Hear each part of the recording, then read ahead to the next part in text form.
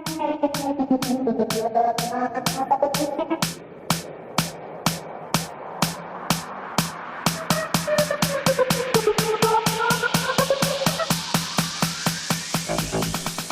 today's cup of coffee, planetary alignments and all that good stuff, ain't it fun?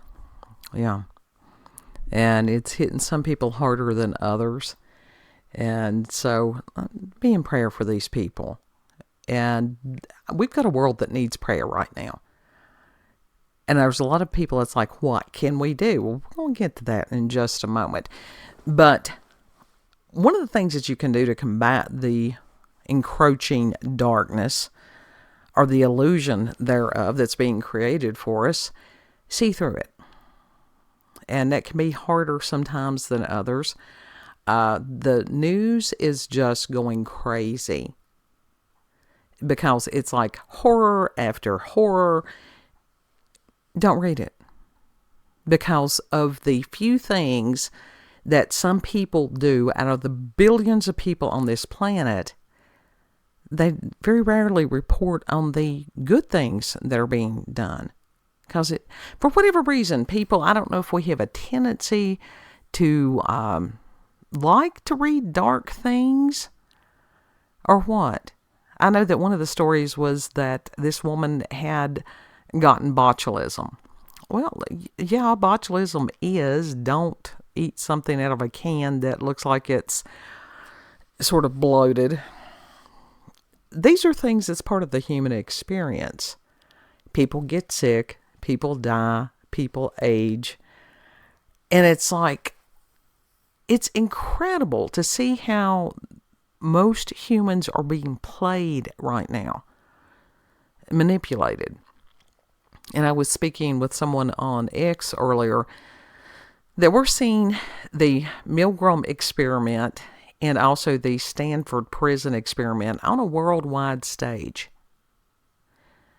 And I've spoken about these experiments at length. I was fascinated to read fascinated and horrified on some of the psychological studies when I was in college, and of the ones that that they didn't bother to mention in some of the classes that I took.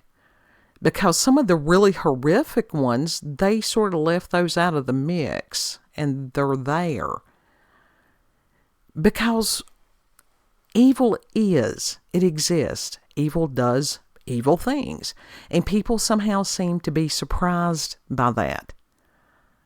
It's the exact opposite of what, in my, understanding worldview, you have God, and then you have the Satan or the forces of darkness or the devil or whatever. It goes by many terms.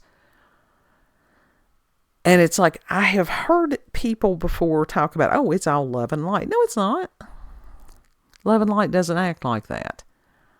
There is an opposite. Now, if you want to go down the philosophical rabbit hole of do these polar opposites need to exist to hold everything together, I don't know.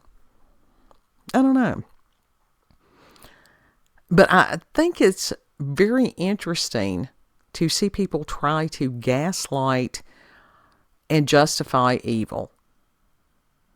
Humans do that all the time. And that was one of the things that happened in the Milgram experiment, where that they had the people and that it was supposed to be a learning experience. Now, this was ethically done. There was not actually another person on the other side of the glass that was receiving electrical shocks. The test subject was actually the person that was willing to administer them. Just because somebody in a lab coat with a clipboard said, yeah, go ahead and do this. And that their inability to reconcile within themselves that they had that capability. Everybody has that capability. We choose not to. And then as far as Stanford prison experiment, that when you give some people a position of power, that was the one where they took these college kids and they were all basically the same age and everything like that. Half of them were going to be prison officers and the other ones were supposed to be inmates. And just the clothing that they put on these people, you had some that took abuser roles, and then you had the other ones that took the victim roles. And they lost themselves in who they truly were very quickly. I've seen that happen real time. I've seen what could happen to some people if you give them a uniform and a position of authority, and how they can treat other human beings simply because they're wearing other clothing. I've also seen how some of those people that's wearing the other clothing that learned helplessness. And oh my God, that is something that when somebody is released from incarceration, does it ever end? In our society today, it doesn't. Because that regardless of how old someone is, regardless of what they did, once you get that current scarlet letter of F, that you're perpetually a felon. Okay? Everybody's done something. You just didn't get caught. Whether it was speeding, whether it was sharing a medication, whether it was whatever. So don't be too quick to judge these other people. And part of this is a sociological problem. It's a sociological sickness.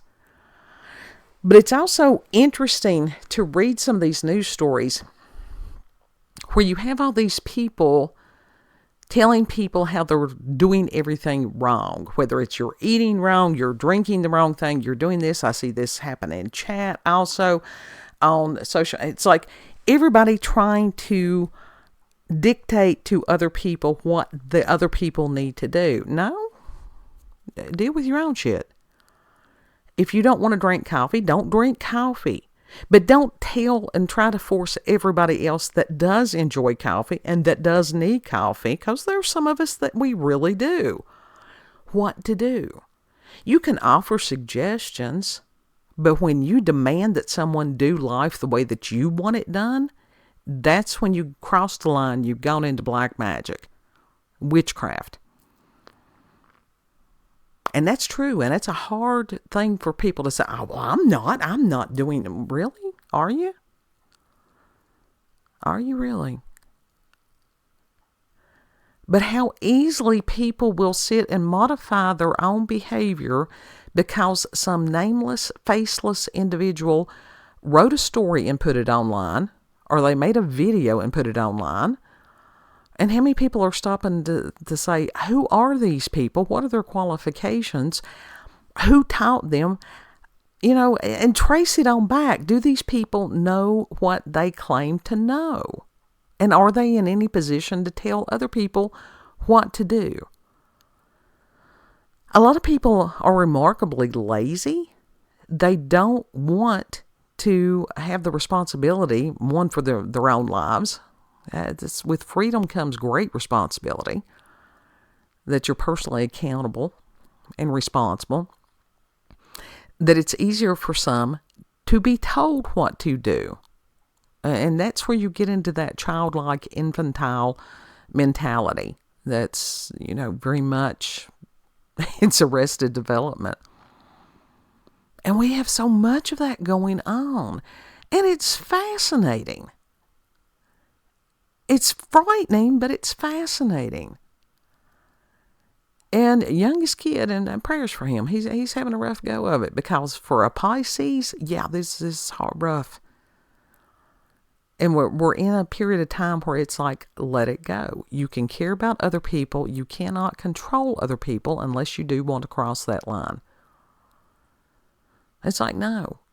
And it is a hard thing to sit and watch someone make decisions that are not going to bode well for them.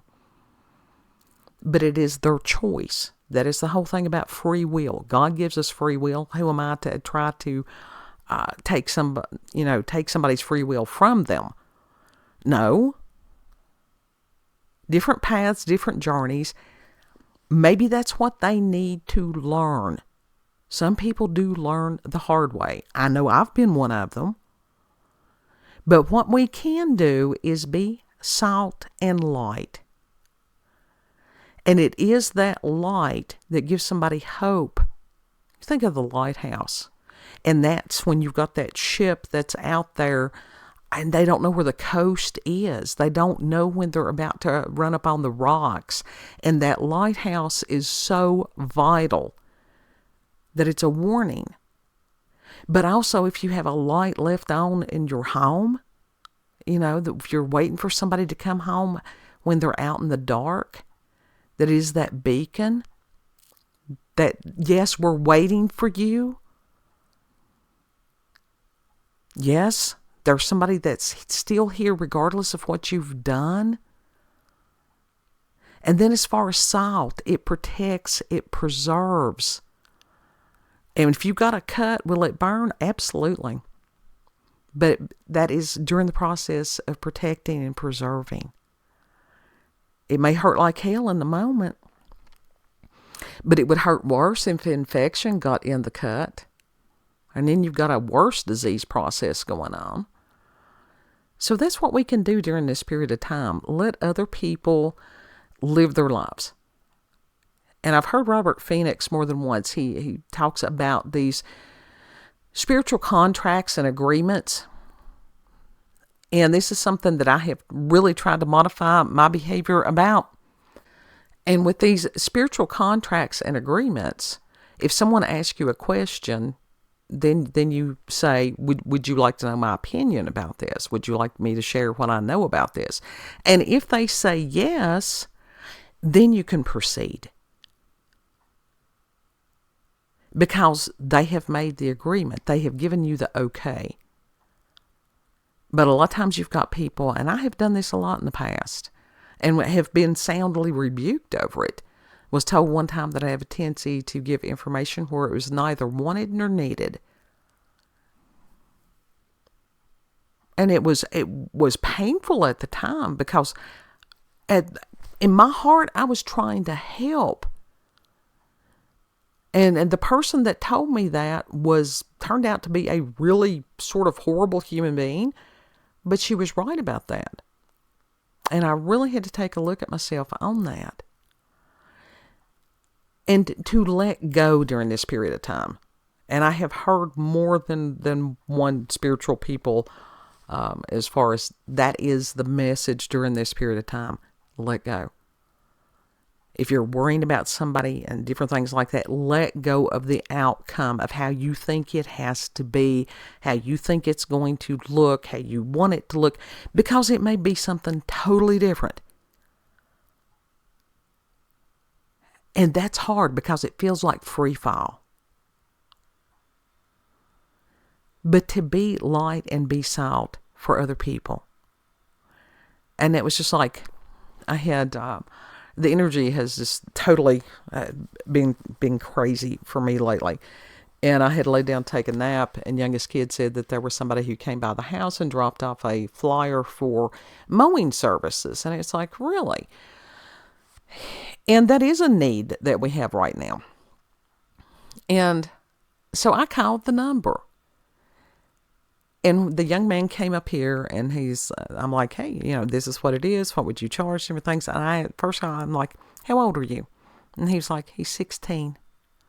He works part-time for another lawn care service, but he's also doing his own thing on the side. And I told him, I said, absolutely, I will hire you. I will help you any way I can. And I told him a little bit about, that husband and I had a lawn care service. And I told him, I said, you're smart. I said, because you were driving up and down the road, you saw the state of our lawn, you knew there was a problem, you knew that you had the ability to correct the problem through your skills and through your service.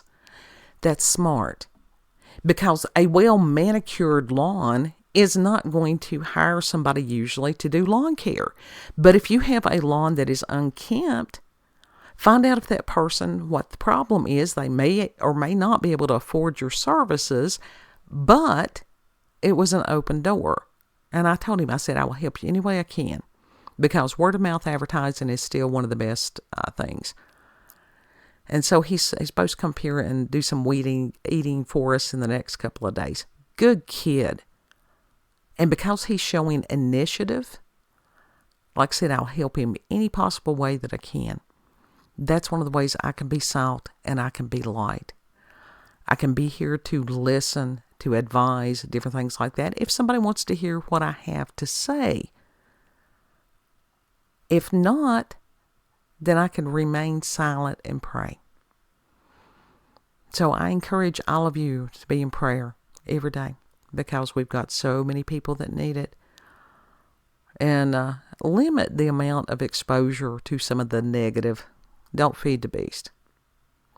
If you've had experiences with paranormal or supernatural, encounters with UFOs, aliens, cryptids, you can send us an email, cupofcoffeewithscream@gmail.com, and the email address is there in the description box.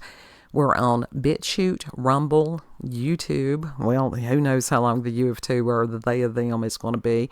And on X, and it's Werlanda's COC, whatever it is. It's short for Cup of Coffee with Scream. Youngest kid does that much better than I do. But yeah, you can go on over there and chat with me and whatever you want to do. I do that from time to time. So, know that you are loved. Treat other people the way that you would like to be treated. And Lord willing, we'll see you on the next cup. Bye.